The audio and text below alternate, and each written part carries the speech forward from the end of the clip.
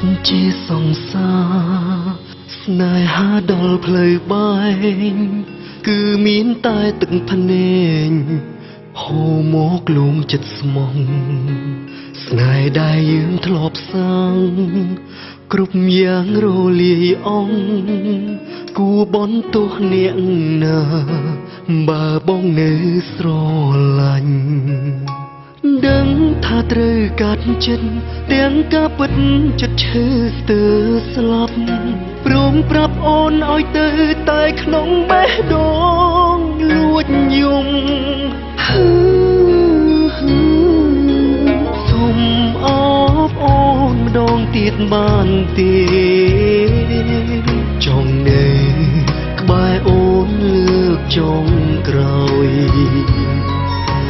សុំអបអូនម្ដងទៀតឲ្យហើយអបមុនពេលបែកស្អែកលែងជួបគ្នាអបលាលើកនេះគឺលារហូត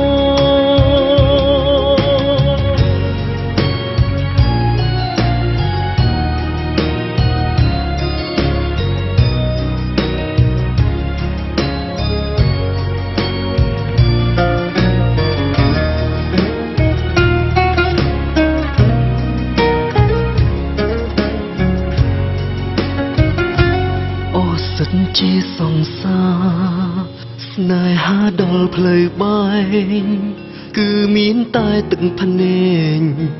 ហូរមកលួងចិត្តស្មងស្នេហ៍ដែលយើងធ្លាប់សាងគ្រប់យ៉ាងរលាយអងគួបន្ទោសអ្នកណាបើបងនៅស្រឡាញ់